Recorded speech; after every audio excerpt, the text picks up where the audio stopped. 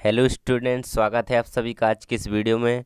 आज हम आपको इस वीडियो में बताने वाले हैं कक्षा 12वीं के पद्यखंड के सभी वस्तुनिष्ठ प्रश्नों के सॉल्यूशन, जो कि नई प्रश्न बैंक के हैं। तो इसमें से आपके 1 अंकीय प्रश्न पद्यखंड के सभी कंप्लीट होने वाले हैं। तो आपको इस वीडियो को बिल्कुल भी मिस नहीं करना है, ना ही बिल्कुल स्किप करना है। साथ ही हम आपको आंसर देने वाले हैं, तो आपको वीडियो पूरा देखना है। और यदि आपने अभी तक हमारे चैनल को सब्सक्राइब नहीं किया है तो सब्सक्राइब कर लीजिए और साथ ही बेल आइकन को भी प्रेस कीजिए, ताकि अगले विषय के सॉल्यूशन आपको मिल सके। और इसी के हम क्वेश्चंस के आंसर भी डालेंगे। हिंदी का पूरा प्रश्न बैंक का सॉल्यूशन आपको यहाँ पे मिलने वाला है। तो आपको जल्दी से चैनल को सब्सक्राइब कर लेना है और वीडियो को जल्दी से लाइक कर दीजिए। कक्षा 12वीं पद्यखंड के इस वीडियो में हम पद्यखंड के सभी जो ऑब्जेक्टिव क्वेश्चन यानी कि ऑब्जेक्टिव क्वेश्चन के पूरे आंसर देखने वाले हैं। तो वस्तुनिष्ठ प्रश्न आज पूरे हम करेंगे हल। तो वीडियो तक लास्ट तक बने रही। तो हम शुरू करते हैं। पहला क्वेश्चन हमारा, संसार में विघ्नहर्ता देवता माने जाते हैं। इसका आंसर हो जाएगा बी वाला, गणेश। यानी गणेश जी को संसार में विघ्नहर्ता देवता माना जाता है। पूर्ण पुराण और पुरुष पुराण हैं तो वो हैं राम। तो ए वाला आंसर सही हो जाएगा। मैया का कबही बढ़ेगी चोटी का वाक्य है। ये वाक्य किसका है? ये वाक्य है श्री कृष्ण का। विश्वास में विष घोलने का काम किसने किया था? तो वो सुजान ने किया था। तो क्वेश्चन फोर्थ हो चुका है हमारा। अब क्वेश्चन नंबर आगे देखते हैं। क्वेश्चन नंबर 5 है, राधा कृष्ण की पत्नी पत्री आने की बात सुनकर कृष्ण के घर आने लगी क्या? गोपियाँ। तो गोपियाँ आने लगी थी कृष्ण के घर जब उद्धव की आने का समाचार उन्हें मिला। तो ये वैसा ही क्वेश्चन है, तो आप इसे अच्छे तरीके से याद रखिए। नाव में जल भरने पर और घर में दाम बढ़ने पर दोनों हाथों से उलीचना चाहिए, यह कथन किसका है? तो ये कथन कथन है कबीर का। तो आप इसे याद रखेंगे, कबीर का। मैं एक बार सभी के आंसर ठीक से लगा देता हूँ आप, और आप इसका स्क्रीनशॉट ले लीजिए। तो इसका हो जाएगा गणेश, राम, कृष्ण, सुजान। इसका स्क्रीनशॉट ले लीजिए आप इसी प्रकार से। अब आगे देखते हैं, हम इनके भी इसी प्रकार लगा देंगे तो आप स्क्रीनशॉट ले लेंगे। तो कृष्ण की पत्री आने की बात सुनकर गोपियाँ कृष्ण के घर आने लगीं। नाव में जल भर जाने पर, ऐसा कबीर ने कहा है। और यह सही कच्चे घड़े के समान है, कभी भी टूट सकता है। यह कथन किसका है? तो यह कथन भी कबीरदास जी का है। इंद्रधनुष आकाश में दिखाई देता है, बसंत में, शरद में, हेमंत में, वर्षा ऋतु में। तो वह है इसका आंसर वर्षा ऋतु। अजामिल जैसे पापी का जिक्र किया गया है। तो अजामिल जैसे पापी का जिक्र कहाँ किया गया है? तो इसका आंसर हम देखेंगे नीचे। इसका आंसर जे ही होगा, वर्षा ऋतु। तो हम नीचे कंफर्म कर लेंगे इसका आंसर।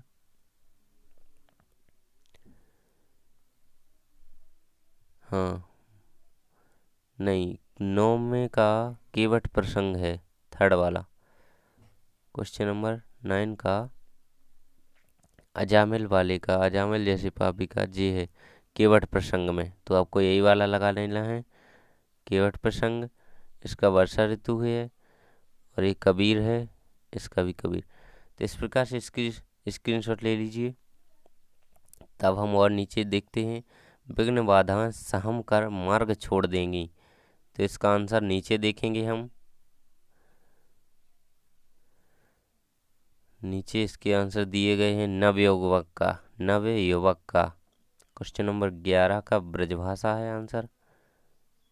ये देखिए, विघ्न बाधा सहम कर मार्ग छोड़ देंगी। तो इसका आंसर ये है नव युवक। युवक का सूरदास के साहित्य की भाषा है, तो वो है ब्रजभाषा। मैथिली शरण गुप्त ने काव्य की रचना की है, किस भाषा में की है? तो वो आपको बताना है।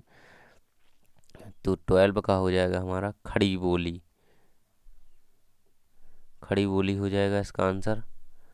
यानी कि मैथिली शरण गुप्त ने खड़ी बोली में अपनी काव्य की रचना की। कबीर की भाषा को क्या कहा जाता है? तो ये तो आप जानती हो, सधुक्कड़ी कहा जाता है। कबीरदास की भाषा को सांझ सकारे।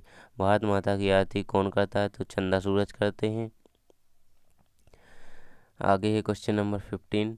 सामाजिक यथार्थ का चित्रण मिलता है तो वो किस किस में मिलता है, तो इसमें हम उसका आंसर देखेंगे प्रगतिवाद में। तो इसका आंसर हो जाएगा प्रगतिवाद।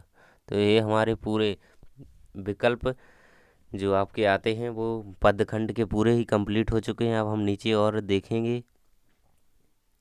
अब है रिक्त स्थान। तो इस प्रकार से रिक्त स्थान कुछ हैं कि इनके आंसर भी हम आपको साथ में दे रहे हैं। तो आप वीडियो को प्लीज़ लाइक कर दीजिए और चैनल को सब्सक्राइब कर लीजिए ताकि अगले क्वेश्चन आंसर का सॉल्यूशन आपको सबसे पहले मिले। बिहारी की प्रसिद्ध रचना खालिस्तान है, तो कवितावली तो है नहीं, ये तो सूरदास वो तुलसीदास जी की रचना है। तो सतसई, बिहारी सतसई बिहारी जी की रचना है ना। तो तुलसीदास द्वारा रचित कवितावली खालिस्तान परंपरा की उत्कृष्ट रचना है। मुक्तक काव्य, प्रबंध काव्य, इसका आंसर हम नीचे देख रहे हैं। तो मुक्तक काव्य इसका सही आंसर हो जाएगा। मुक्तक काव्य रामचंद्रिका के रचयिता केशवदास जी हैं, आपको तो पता ही होगा। खालिस्तान वात्सल्य के कुशल चितेरे हैं, तो इसका आंसर नीचे देखेंगे हम सूरदास। सूरदास हो जाएगा इसका आंसर। सूरदास वात्सल्य के कुशल चितेरे हैं। मथुरा से युग सिखाने उद्धव आए थे। खालिस्तान को सबसे पहले पूजा जाता है गणेश जी को, है ना। तो इनका आंसर गणेश जी ही सबसे पहले पूजे जाते हैं। हर किसी पूजा में बलदाऊ खालिस्तान को चढ़ा चढ़ा कर परेशान करते हैं श्री कृष्ण को। कबीर ने खालिस्तान की संगति करने के लिए कहा साधु की। तो इनके आंसर फिर से मैं एक बार सही से लगा देता हूँ। सतसई, मुक्तक काव्य, केशवदास, सूरदास, उद्धव, गणेश जी, श्री कृष्ण, साधु। इस प्रकार से इनके आंसर हो जाएंगे। आप इसका स्क्रीनशॉट ले लीजिए। आगे हम क्वेश्चन नंबर 3 में देखते हैं। सत्य असत्य लिखिए। तो सत्य असत्य हमें छांटने हैं कुछ इस प्रकार। श्री राम पूर्ण ब्रह्म पुरुषोत्तम है, तो इसका आंसर हम नीचे देखेंगे सत्य। तो श्री राम पूर्ण ब्रह्म पुरुषोत्तम है, तो ये सत्य हो जाएगा। सूरदास वात्सल्य का कोना कोना झांकाए हैं, तो ये बिल्कुल सत्य है आपका। ये भी आपका सत्य हो जाना है। ये सत्य है और ये भी सत्य है, तो इस प्रकार से सत्य दोनों सत्य हो जाएंगे। प्रेम का मार्ग अत्यंत सीधा और सरल है, तो इसका आंसर देखेंगे सत्य है, बिल्कुल सही है। तीनों सत्य हैं शुरू के। गोपियों के मन में बलदाऊ बसे थे, तो यह सत्य है। घर में दाम बढ़े तो उसे सुरक्षित रखना चाहिए, तो ये बिल्कुल सत्य हो जाता है आपका। नीचे भी हम देख लेते हैं, कंफर्म कर लेते हैं। नहीं, 5वां वाला असत्य है। घर में दाम बढ़े तो उसे सुरक्षित रखना चाहिए, असत्य है। ये भी असत्य है। ये सत्य सत्य सत्य। केवट के नाव पर बैठने से ही मना करके राम का अपमान कर दिया, इसका आंसर नीचे देखते हैं। क्वेश्चन नंबर 6 का असत्य है, तो ये असत्य हो जाएगा। फूल और मालिन दोनों ही संसार में मधु वर्षा करते रहते हैं, इसका सत्य हो जाएगा। सूरदास का उद्धव प्रसंग शांतिपूर्ण रचना है। सूरदास ने उद्धव प्रसंग, इसका आंसर देखते हैं। क्वेश्चन नंबर कौन सा है? 8 है, तो इसका असत्य हो जाएगा। कबीर प्रेमाश्रयी शाखा के कवि हैं, तो बिल्कुल असत्य है, क्योंकि कबीर ज्ञानाश्रयी शाखा के कवि हैं। केशवदास भक्ति काल के प्रमुख कवि हैं, तो क्वेश्चन नंबर 10 का असत्य हो जाएगा। इसी प्रकार से अब हम आगे देखेंगे। 2 और रह गए हैं। घनानंद जी रीति सिद्ध कवि हैं, तो ये असत्य है। केशवदास रीति मुक्त कवि, ये भी असत्य है। तो इस प्रकार से आपने ना अच्छी तरीके से कर लेना है। अब हम देखते हैं आगे। सही जोड़ियाँ सभी विपत्तियों को हरते हैं, तो इसका सही आंसर हो जाएगा। तो सही विपत्तियों को कौन हरते हैं, तो इनके हम आंसर ही देख लेते हैं नीचे सीधे। तो ये सभी के आंसर सामने लिखे हैं, ये बिल्कुल उत्तर हैं। देखिए यहाँ पर लिखा भी हुआ है। सभी विपत्तियों को हरते हैं गणेश जी। कृष्ण को अपनी कितनी बार खिजाया बलदाऊ ने। घनानंद की प्रेमिका का नाम सुजान। रत्नाकर की भक्ति केशवदास। हमें अशिक्षित या असंभव बताने वाले लोग पश्चिमी देश। वर्षपाही कविता के रचयिता विष्णुकांत शास्त्री। झुकाने का सामर्थ्य वीरों में है। मंगल वर्षा भवानी प्रसाद। काठिन काव्य का प्रदेश प्रेत की शब्दाश। आगे देखते हैं हम, ये सभी आंसर लिखे हुए हैं, इनके स्क्रीनशॉट भी आप ले सकते हैं और इन्हें अच्छी तरीके से याद कर सकते हैं। भवानी प्रसाद मिश्र, सतपुड़ा के घने जंगल। तुलसीदास संत कवि। वात्सल्य की चित्र सूरदास। काव्य में सर्वाधिक छंदों का उपयोग सगुण। इसी प्रकार से सभी के आंसर इनके सामने लिखे हुए हैं, आप इन्हें अच्छी तरीके से याद कर लीजिए। अब हम देखेंगे एक शब्द या एक वाक्य में उत्तर। तो पहला है, इस देह पर गर्व क्यों नहीं करना चाहिए? क्योंकि यह शरीर मृत्यु के बाद मिट्टी में मिल जाना है, इसलिए इस देह पर गर्व नहीं करना चाहिए। इस प्रकार आप इसको लिख सकते हैं। क्वेश्चन नंबर सेकंड है, गजमुख का मुख कौन देखता है? गजमुख का मुख दशमुख अर्थात रावण देखते हैं। क्वेश्चन नंबर थर्ड है, श्री कृष्ण के सूरदास के श्री कृष्ण हैं। क्वेश्चन है, सूरदास के इष्ट देव कौन है? तो इसका आंसर ये हो जाएगा, सूरदास के श्री कृष्ण इष्ट हैं। तो इस प्रकार से इसका आंसर लिख लीजिए। क्वेश्चन नंबर फोर्थ है, घनानंद के अनुसार स्नेह का मार्ग कैसा है? घनानंद के अनुसार स्नेह का मार्ग बहुत सरल, अति शुद्ध स्नेह को मार्ग है। इस प्रकार से इसका आंसर ये हो जाएगा। क्वेश्चन नंबर 5 है, आदर देखकर कौए को कब बुलाते हैं? श्राद्ध के समय। श्राद्ध के समय आदर देखकर कौए को बुलाते हैं। क्वेश्चन नंबर 6 है, विश्व किसके सामने झुकता है? वीर की शक्ति के सामने विश्व झुकता है। भारत माता की जय बोल दो कविता में किसका वर्णन किया गया है? तो इसमें नीचे आंसर दिखाया गया है, भारत की सांस्कृतिक चेतना और प्राकृतिक सुषमा का वर्णन किया गया है। विश्वास में विष घोलने का काम किसने किया है? तो वो सुजान ने किया था। पिछले अभी ऑब्जेक्टिव में भी हम पढ़ चुके हैं, पिछला क्वेश्चन था एक।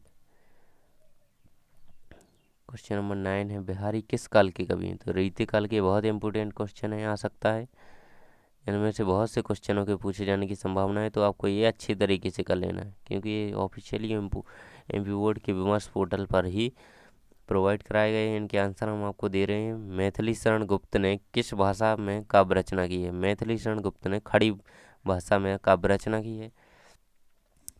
और जीव विज्ञान के भी हम आपको लेसन 2 के वो कुछ आंसर्स के सॉल्यूशन प्रोवाइड कराएंगे, तो आपको जल्दी से चैनल को सब्सक्राइब कर लीजिए। इसके बाद ही वीडियो आएगा, कुछ समय बाद वीडियो ज़रूर आएगा बायोलॉजी का। और एक और हिंदी का कक्षा 12वीं का पेपर तैयार किया गया है प्री बोर्ड का, तो उसका वीडियो भी जल्दी ही आएगा। तो चैनल को ज़रूर सब्सक्राइब कीजिए ताकि आपको भी सभी पेपर भी मिल पाएँ। क्वेश्चन नंबर 11 है, किस कवि की उलट बांसियाँ यानी कि विपर्य प्रसिद्ध हैं? कबीरदास की। गद्य और पद्य का मिश्रित स्वरूप किस काव्य में मिलता है? चंपू काव्य में मिलता है। चंपू, उस पर बिंदी नहीं चढ़ी शायद, लिखिए वो उस पर ढक गया था।